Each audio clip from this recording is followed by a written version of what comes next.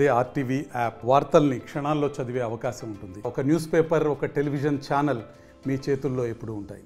సిద్దిపేట జిల్లా కేంద్రంలోని 220, 130 కేవీకి సంబంధించిన ఒక ట్రాన్స్ఫార్మర్లు పేలడంతో మంటలు చెల్లడంతో ఇటువంటి జరిగిన సంఘటనకు సంబంధించి సిద్దిపేటకు సంబంధించిన డీడీకి సంబంధించిన అంటే ట్రాన్స్ఫార్మర్కి సంబంధించి జరిగిన సంఘటనలో చాలా లోటుపాట్లు ఉన్నాయా, మరి ఏంది గతంలో జరిగినటువంటి అంటే దాని యొక్క మ్యానుఫ్యాక్చర్ 1995లో మ్యానుఫ్యాక్చర్ జరిగిన సంఘటనలో మరి దాన్ని వ్యాలిడ్ అయిపోయిందా లేదా అనే అంశంపైన దానికి సంబంధించిన అధికారులు ఉన్నారు. సార్ చెప్పండి, ఏంది జరిగిన సంఘటనకు సంబంధించి ఎట్లా చెప్పవచ్చు? ఇది 100 MVA ట్రాన్స్ఫార్మర్ అండి. సిద్దిపేటలో 2 100 MVAలు, ఒకటి 160 MVA ట్రాన్స్ఫార్మర్ ఉన్నది.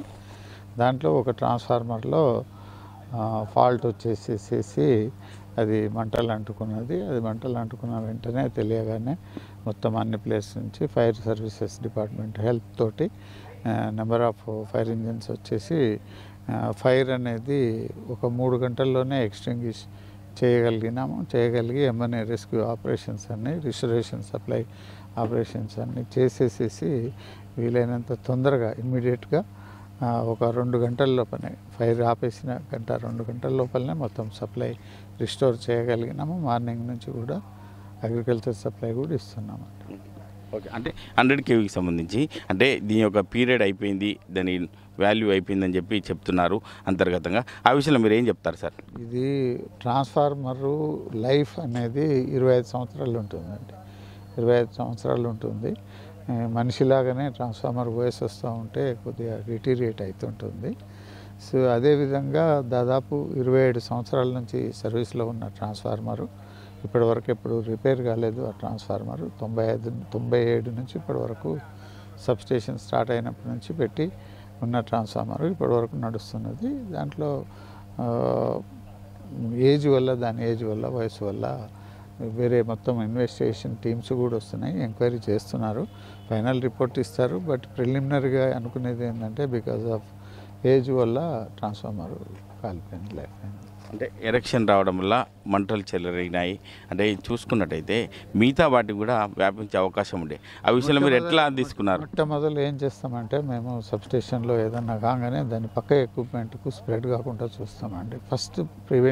ఫస్ట్ యాక్షన్ ఏంటంటే పక్క దాంట్లోకి రాకుండా స్ప్రెడ్ కాకుండా చూసుకుంటాము. వచ్చిన ఫైర్ ఇంజన్ను అటుపక్కకు పోకుండా గాలి ఇట్లా అటు మొత్తం ఫైర్ ఇంజన్లో మనకు ఇక్కడ బ్రైట్ ప్రొటెక్షన్ వాల్స్ ఉంటాయి. అటుపక్క స్ప్రెడ్ కాకుండానే ఆ వాల్స్ పెడతాము. అయినా సరే ఏమన్నా పెద్ద గాలి గిట్లు వస్తే ఏమన్నా అవుతుందేమని వచ్చి అటు స్ప్రెడ్ కాకుండా దాని మీద పక్క దాంట్ల మీద కూడా బంద్ చేసేసి సప్లై బంద్ చేసేసి అటు స్ప్రే చేసుకుంటా దీన్ని ఎక్స్టింగ్విష్ చేసుకుంటా ఫైర్ సిబ్బంది మా సిబ్బంది అంతా కలిసేసి చాలా షార్టెస్ట్ పీరియడ్లో దాదాపు 40,000 లీటర్లు ఉంటుంది ఆయిల్ దాంట్లో. దాన్ని చాలా ఫాస్ట్గా 3 గంటల లోపలనే మొత్తం ఫైర్ అంతా ఎక్స్టింగ్విష్ చేసేస్తాం. అంటే ఈ వాల్ ఉండడం వల్లనే ఇట్లా ఇవి ఒక నివారించవచ్చు అని చెప్పచ్చు. ఎందుకంటే అంటే నిన్న వచ్చిన భారీ మంటలు పొగమంచు రావడంతో అంటే వాల్కు వల్లనే ఇవన్నీ అంటే అదుపులోకి తీసుకునే అవకాశం వచ్చిందని చెప్పొచ్చు. అవునండి, అందుకొరకే వాల్ అనేది అందుకొరకే కన్స్ట్రక్షన్ చేస్తామండి. అంటే చివరిగా రాత్రే కరెంట్ రాదని చెప్పి ప్రజలు అంత భయాందోళనకు గురైనారు. వెంటనే మీరు కరెంట్ ఇవ్వడం వల్ల ఎట్లా అదుపులోకి తీసుకున్నారు సార్ ఆ మంటల్ని? ఫస్ట్ మంటలు అదుపు ఈ సబ్స్టేషన్లో ఈ ట్రాన్స్ఫార్మర్ మనకేందంటే ఆల్టర్నేట్ సప్లైస్ ఉంటాయండి. ఫస్ట్ ఆల్టర్నేట్ సప్లై నుంచి బ్యాక్ సప్లై తీసుకొని దాని ద్వారా సింగిల్ ఫేజ్ సప్లై ఇచ్చినాం ఫస్ట్. తర్వాత మంటలు ఆరిపోగానే ఏమన్నా కేబుల్స్ ఏమన్నా కాలిపోయినాయా, ఏమన్నా దాంట్లో కంట్రోల్ కేబుల్స్ ఉంటాయి, అవి ఏమన్నా చూసుకొని కాలిపోయినాయని లేదని మొత్తం అన్ని చెక్ చేసుకొని టెస్ట్ చేసుకొని మంచిగానే ఉన్నాయి. కేబుల్స్ ఏం డ్యామేజ్ కాలేదు, కంట్రోల్ కేబుల్స్ డ్యామేజ్ కాలేదు. ఒక్కొక్క ట్రాన్స్ఫార్మర్ సర్వీస్లోకి తీసుకుంటూ బ్యాక్ సప్లై తీసుకొని ఒక్కొక్క ట్రాన్స్ఫార్మర్ సర్వీస్లోకి తీసుకుంటూ లోడ్ రిలీజ్ చేసుకుంటూ పోయినాం. ఈ 100 కేవీకి సంబంధించి కాకుండా పక్కవి కూడా వారి యొక్క వ్యాలిడిటీ అయిపోయిందని చెప్పి తెలుస్తుంది. ఆ విషయంలో వాటిపైన రాబోయే రోజులు ఎటువంటి జాగ్రత్తలు తీసుకుంటారు? ఎప్పటికప్పుడు ఇది ఎప్పుడో ఒకసారి జరుగుతుంటుందండి, ప్రతి ట్రాన్స్ఫార్మర్ కూడా ఏంటంటే వయసు అయిపోతూ ఉంటే దాని ఫ్రీక్వెన్సీ ఆఫ్ టెస్టింగ్ పెంచుతాము.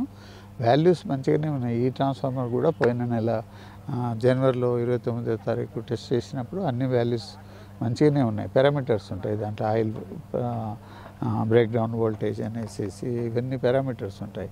అవి మంచిగా ఉన్నందుకు సర్వీస్లో తీసుకున్నాము. మిగతా ట్రాన్స్ఫార్మర్స్ కూడా ఏజ్ అయిపోయిన ట్రాన్స్ఫార్మర్స్ ఏమన్నా ఉంటే ఎప్పటికప్పుడు చాలా ఫ్రీక్వెన్సీ ఆఫ్ టెస్టింగ్ వచ్చేసి సర్వీస్లో తీసుకుంటాం. అంటే ఈ సంఘటన చూసిన తర్వాత మీ యొక్క కిందికి సంబంధించిన సబార్డినేట్కి సంబంధించి అధికారులకు మీరు ఏం చెప్తారు సార్ సంఘటనకు సంబంధించి?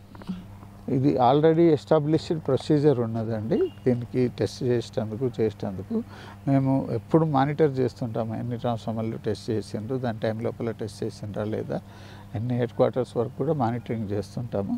అంతే ఎప్పటికప్పుడు 15 రోజులకు ఒకసారి సర్కిల్ లెవెల్లో, నెల రోజులకు ఒకసారి జోన్ లెవెల్లో ఎక్విప్మెంట్ హెల్దీనెస్ గురించి రివ్యూ జరుగుతుంటుంది. ఎప్పుడో ఒకసారి ఇటువంటి పరిస్థితి వచ్చేసి జరుగుతుంటుంది. Okay, thank you. అంటే జరిగిన సంఘటనను బట్టి వెంటనే 3 గంటల్లోనే మేము అదుపులోకి తీసుకోవడం ఏంటంటే విద్యుత్ అధికారులను తెలుసుకుంటే దాని యొక్క వయసుకు సంబంధించి 25 సంవత్సరాల యొక్క వ్యాలిడిటీ ఉంటుంది. అయినా కూడా దాన్ని అబ్జర్వేషన్ చేస్తుంటాం. ఎటువంటి ఇప్పటివరకు జరగలేదు. ఇది ఒక్కటి జరగడం వల్ల దాన్ని ఇంకా రాబోయే రోజుల్లో కూడా మిగతాకు సంబంధించిన 100 MVAకి సంబంధించిన ట్రాన్స్ఫార్మర్లకు సంబంధించి అబ్జర్వేషన్ చేస్తాం. ఇటువంటి పునరావృతం కాకుండా చూసుకుంటాం. పై అధికారుల నివేదిక ప్రకారం అబ్జర్వేషన్ చేసి రాబోయే రోజుల్లో అంటే వివరాలను బయట పెడతామని చెప్పి డైరెక్టర్ ఆఫ్ ట్రాన్స్కో జగత్ రెడ్డి చెప్పడం జరుగుతుంది. కెమెరామెన్ ఎల్లూరుతో మహేష్, RTV, ఉమ్మడి మెదక్ జిల్లా. మరిన్ని వీడియోస్ కోసం ఛానల్ ని సబ్స్క్రైబ్ చేయండి. లేటెస్ట్ అప్డేట్స్ కోసం వాట్సాప్ ఛానల్ ని ఫాలో చేయండి. అండ్ లింక్ డిస్క్రిప్షన్ లో ఉంది.